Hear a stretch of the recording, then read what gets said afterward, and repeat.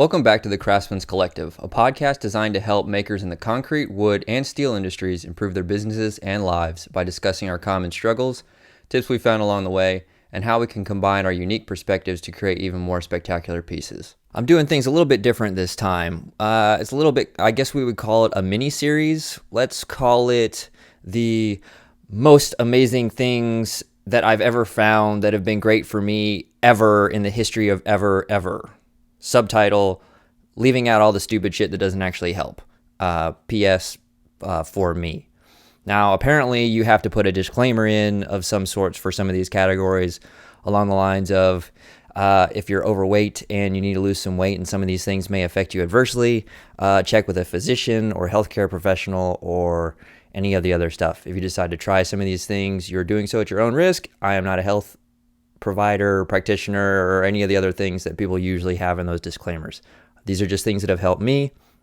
And if you decide to do some of them, do so smartly, I guess. Despite the name of the mini-series, I didn't want to have anybody have an exaggerated viewpoint of any of these things on the impact that they would have for them.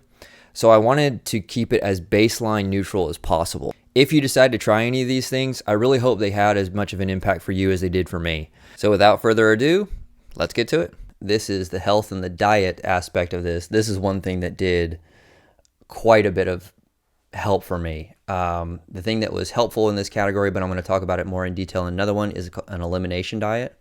Again, I'll talk about that in more detail in a different section. My wife and I, we have used the internet to our benefit quite substantially in this category. We use a meal delivery service. My wife uses Factor. We've used Freshly, I think she uses. I eat more than she does, so I can't really do that. It would be astronomically expensive for me to do those services. So we use those for her on some of her meals, and that has helped considerably. She's able to eat healthier, more consistently, and it takes a lot of time. It frees up a lot of time in her schedule that she doesn't have to allocate towards making a grocery list, finding recipes, going to get the things, getting it through, getting it and cooking it and all these other things. It frees up a substantial amount of time where if you have the liquid resources to do that, I would recommend looking into that as far as using one of those meal delivery services. The ones where they're already made for you, you just have to heat them up. Not the ones where it's like a Blue Apron where they send you all the ingredients and you still make it. That helps a little bit. But we found that the time savings on that wasn't really worth it. The next thing that we do is we use Chipped, Amazon, and Whole Foods grocery delivery a lot. My wife still goes to the grocery store way too much, but we have freed up so much time using Shipped, and let's see, she uses it for Target, so we get a lot of groceries from there. That's where we primarily get our eggs. On Amazon, I get our ghee and Jocko Goes, which are energy drinks. More on that later. We take advantage of the subscribe and save. Reason being is because I can order 5 cases of those and get 15% off. So not only am I getting it delivered to me, I don't have to find it, but I'm saving that additional cost doing it that way. We also do Whole Foods, and we have them bring us produce and bacon are the main things that we get from Whole Foods. The other thing that we use the internet for is getting access to other high quality ingredients that we can't easily access here. My favorites are White Oak Pastures in Georgia. You can get grass-fed, grass-finished, regenerative agriculture meats. They have some other things too, but I pretty much only do the meats. Force of Nature is also really good. And Butcher Box is also pretty good. If you're trying to support regenerative agriculture, Force of Nature and White Oak Pastures are the two that I have on here that are that. Both are grass-fed, grass-finished, and Butcher Box is grass-fed, grass-finished. A talk about diet cannot go without talking about water. I'm here in Florida, so things get very, very, very hot. The thing that I found that worked the best was deciding how much water I want to drink and then dividing that by 32 ounces or 64 ounces. So if you want to do a gallon of water a day, that's 128 ounces. So you can do 2 64-ounce bottles or 4 32 ounces. It's much easier to carry around 32-ounce bottles than the 64s. If I'm in the shop, I will use the 64-ounce bottles. I don't really have to move them around a whole lot, so I don't have to worry about carrying a heavy jug around. That's just what I do. I found that's very, very beneficial. My goal is in the winter to do half a gallon a day, which is 64 ounces.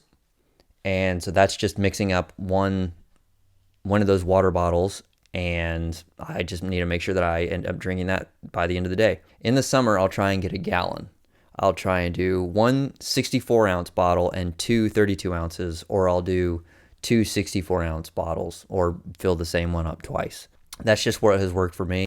There's a Andrew Huberman podcast episode that really goes into electrolytes. You can add salt to your water. I used to do this, but it doesn't have any flavoring, and I usually do a really shitty job of putting enough in there. So it either tastes like salt water, which tastes terrible, or I don't know that I put enough. So what I've started to do is I use a company called Element. You may have heard about them. They're sponsoring quite a few podcasts right now. I really like doing their raspberry and orange together in a 64-ounce bottle of water. I really love that flavor combination. I'll try and put a code up for everyone. It'll probably be using somebody else's podcast one, but you can get a free sample pack. And that's a pretty good idea of picking out which flavors you like. All right, then on to caffeine. After Andrew Huberman recommended waiting at least 90 minutes after waking to do the caffeine, that has helped with that afternoon crash quite a bit.